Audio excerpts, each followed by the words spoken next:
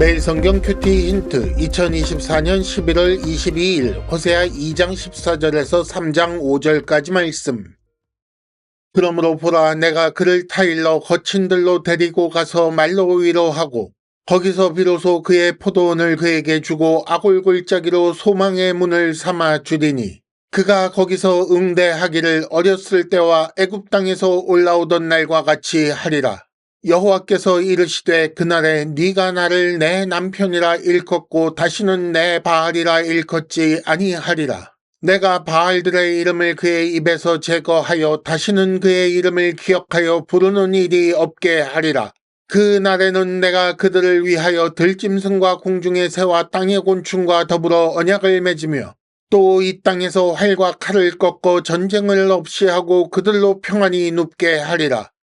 내가 네게 장가들어 영원히 살되 공의와 정의와 은총과 긍휼히 여김으로 네게 장가들며 진실함으로 네게 장가들리니 네가 여호와를 알리라. 여호와께서 이르시되 그날에 내가 응답하리라. 나는 하늘에 응답하고 하늘은 땅에 응답하고 땅은 곡식과 포도주와 기름에 응답하고 또 이것들은 이스라엘에 응답하리라. 내가 나를 위하여 그를 이 땅에 심고 긍휼히 여김을 받지 못하였던 자를 긍휼히 여기며 내 백성 아니었던 자에게 향하여 이르기를 너는 내 백성이라 하리니 그들은 이르기를 주는 내 하나님이시라 하리라 하시니라. 여호와께서 내게 이르시되 이스라엘 자손이 다른 신을 섬기고 건포도 과자를 즐길지라도 여호와가 그들을 사랑하나니 너는 또 가서 타인의 사랑을 받아 음녀가 된 그 여자를 사랑하라 하시기로 내가 은 15개와 보리 한 호멜 반으로 나를 위하여 그를 사고 그에게 이르기를 너는 많은 날 동안 나와 함께 지내고 음행하지 말며 다른 남자를 따르지 말라. 나도 네게 그리하리라 하였노라. 이스라엘 자손들이 많은 날 동안 왕도 없고 지도자도 없고 제사도 없고 주상도 없고 에봇도 없고 드라빔도 없이 지내다가 그 후에 이스라엘 자손이 돌아와서 그들의 하나님 여호와와 그들의 왕 다윗을 찾고 마지막 날에는 여호와를 경외함으로 여호와와 그의 은총으로 나아가리라. 아멘. 오늘의 큐티 힌트 3가지입니다. 첫째, 하나님께서 바알을 얼마나 미워하시는지 묵상하시기 바랍니다. 둘째, 여호와를 경험하여 아는 사람이 되어야 합니다. 셋째, 하나님께서 선지자에게 명하신 일을 잘 살펴보시기 바랍니다.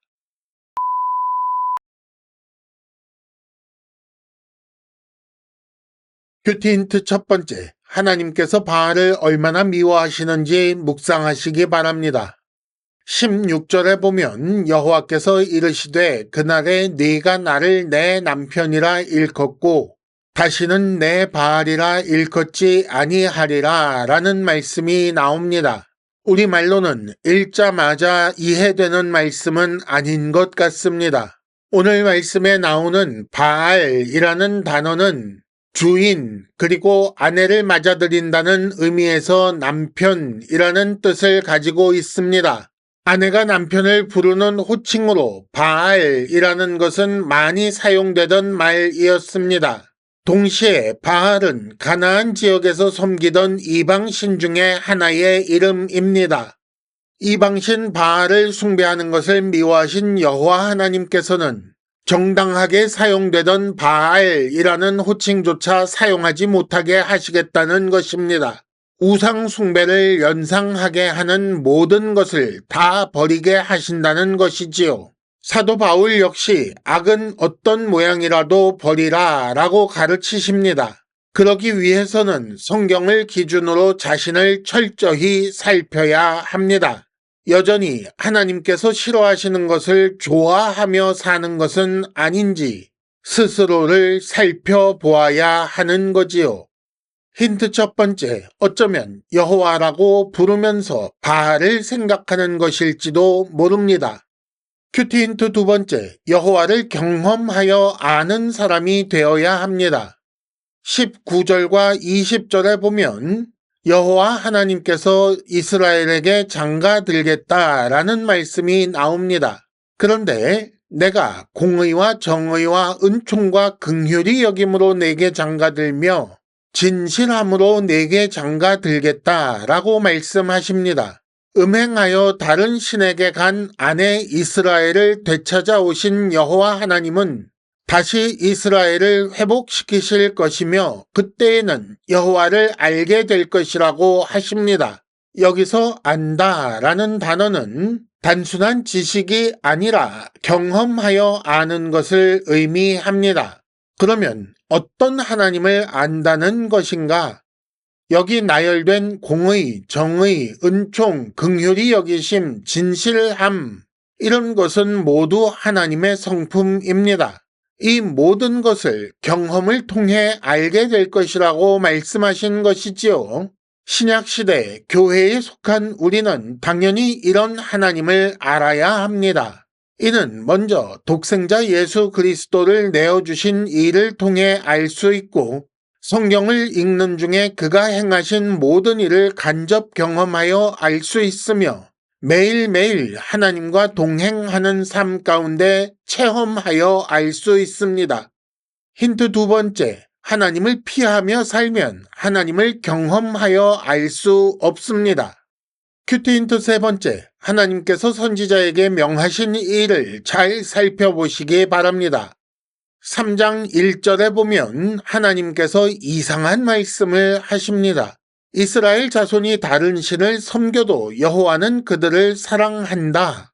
그러니 너는 다시 가서 음녀가 된 그 여자를 사랑하라. 이렇게 말씀하십니다. 이스라엘은 다른 신을 섬기고 있는데 이것은 타인의 사랑을 받아 음녀가 된 그 여자와 같은 모습이고 여호와께서 이스라엘을 여전히 사랑하시는데 그러니 너는 또 가서 그 여자를 사랑하라 라고 명하시는 겁니다.